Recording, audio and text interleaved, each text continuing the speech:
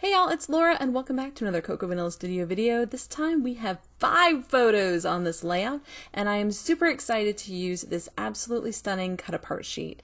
Now this is a style of cut apart that Zoe from Cocoa Vanilla has done several different times, and not every single collection has it, but I love it for this particular reason. It's such a fun way to get a bunch of different patterns in like 3x4 and 4x6 cards, but also you can use it as a background for a ton of photos in a modified grid.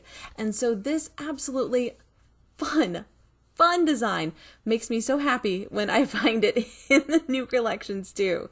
So I am bringing in all 5 of these photos from our trip to the museum, and I have trimmed down 2 of them into roughly 3.5 by 3, and then 3 of them are in 3x4, and that's just to give me a little bit more wiggle room on the layout so that not every photo is the same size, and it gives me more options with my embellishing to kind of play around with adding words and phrases and embellishments on the sides. So I'm going through my embellishment tray here on the side and pulling in lots of bits and pieces. Now this little embellishment tray is just something I picked up online, super cheap. It's actually a condiment tray that you might use with a buffet, and it works perfectly for holding embellishments in different packages. So I keep my fussy cut embellishments down at the bottom, little stars there. I have my die cut embellishments in the center, and then the cut aparts were at the top.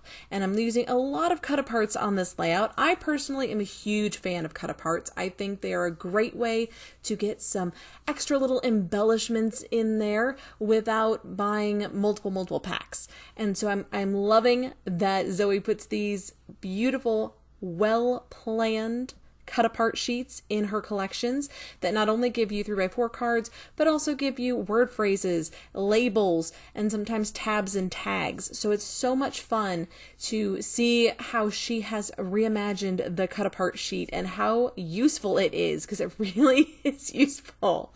Now for some of the squares, I have decided to use cut aparts to cover them up, and that is just simply because I wanted to add some more words. And because the background of this paper is of course just patterns, this allows me to give a little bit more personality to the page by popping some of these words on there as well. And these photos have a lot of bright, bold colors in them, so I'm not too worried about them getting lost in the background. And I'm also trying to kind of limit the color scheme a little bit. So you'll notice that that green always be your awesome self is covering up a light blue square and just bringing more of that same green that is elsewhere on the page into the top level. And I've taken the navy blue and kind of accented that in a couple of places as well. So those are the main colors that I'm putting a lot of emphasis on. With some of the brighter, bolder colors like the yellows, oranges, and reds, I'm using more for embellishment and for just like the little detail bits and pieces. So kind of limiting the color scheme to like the greens and the blues with a little bit of gray and black added in, and then those bold colors again are just the kind of secondary colors I'm using on this one.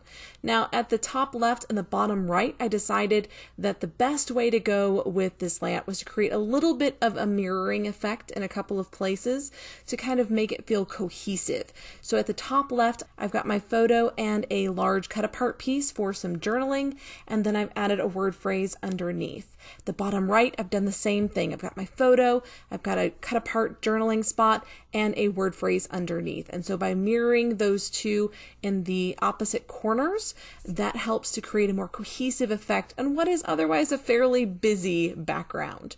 Now in some of the spaces that don't have photos or cards with words on them, I'm going to go ahead and put in some really fun embellishment clusters. The one in the second row next to You Rock My World has 3 little tickets, and then I've put a little banner on top. Off to the far right in the center, we've got a tag on top of a frame with a little rocket ship on top. And then at the bottom, I'm kind of building a title there at the bottom, and I'm going to be doing a lot of detail work on that particular piece because my favorite photos on this entire spread happen to be on the bottom row, and this helps to kind of draw attention down to those photos and give them a little extra oomph on the layout, a little extra attention. And so I'm going to have this awesome here in the center, and then I'm going to build up a bunch of these tiny little circles across the bottom that create a border at the top and the bottom. They're circles, they're stars. So little stars across the border at the top and the bottom of the awesome card spot. And overall, this kind of gives the effect of a pocket page, but instead of doing individual cards, it's all connected as one big layout. And I really, really like the way that this turns out. I think it's really fun. I think it's energetic, and I think it's quite busy, which is a good thing for a layout that has 5 photos on it and is a very active and crazy activity. Running around this hands-on museum was something that my kids loved doing, and it was definitely an energetic an energy-filled day, and I think this layout really captures that mood. Now, to finish off the clusters, I'm adding in some of these stars. Some of them are from the die cut pack there, so I'm tucking those in behind the word phrases, and then I'm using some of the tiny little fussy cut stars from the Nebula pattern paper, and I absolutely love when Zoe does these big bold papers that have so many shapes you could cut out and use for embellishments. Perfection. It just makes the collection so much more usable, so much more versatile, and I really love those details in her collections. And in No Limits, it's stars, and so I made sure to put lots of stars kind of mixed in with the word phrases and the clusters all around.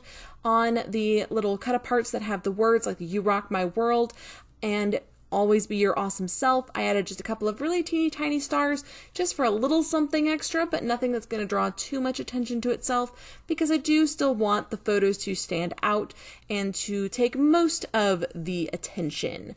So to finish this one off, I do have some little tiny word phrases I'm going to add on to it, as well as some banners. I like the 6x12 sticker sheet having all of those word phrases at the bottom. It's really fun, and the word phrases are always perfect. They are generic enough that you can use them on a variety of different layouts, but they're also sometimes a little tongue-in-cheek, and they're sometimes really fun and kind of silly, and I love that too.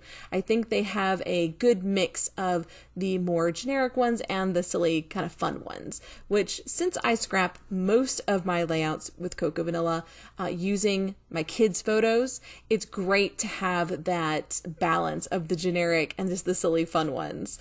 So this layout is coming together very quickly. It actually did not take me that long to put together, which I was kind of surprised by, because it is such a full layout. The whole page is filled, and so I was kind of surprised that it came together so quickly, but it really did, and I love how it turned out.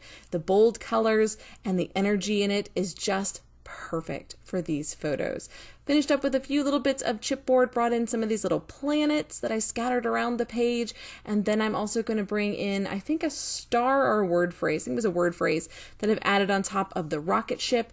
And again, this just gives a little bit more dimension to a otherwise kind of flat layout. I will go back and probably peel off some of the chipboard layers behind it so it doesn't stand out too much and make the layout feel a little lumpy, but I do love the mix of both chipboard, and I think I brought in some puffy stickers. Yep, these little tiny puffy stickers. A lot of the little circles made it onto this layout as well, especially in that little tag hole. So if you don't necessarily want to put twine in your tag hole, another option is to use little puffy stickers or sequins or enamel dots, things like that, to fill that little tag hole and give it just a purpose without having to add in some twine. Because for me, I think the twine would have drawn a little bit too much attention to that square, and since there's no photos in it, I'm trying not to do that.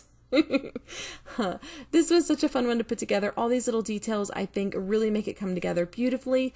And now that everything that is all glued and taped down, I'm going to finish it off with some scattering and splattering. Scattering I did, of course, with the teeny tiny little stars and the puffy stickers, and then the splattering I do in 2 phases.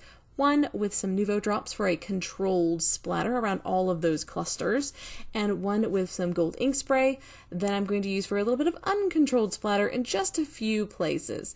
Now this layout didn't really have a lot of open space that really needed a ton of splattering, but I do enjoy the look of splatter quite a bit, and so I added it in just a few places around the page, just kind of trying to be very careful not to get it onto my photos. This one's just about done. If you have any questions or comments, please put them down below. Be sure to check out the blog at cocovanilla.com.au for some more details and more photos. And until next time, bye y'all.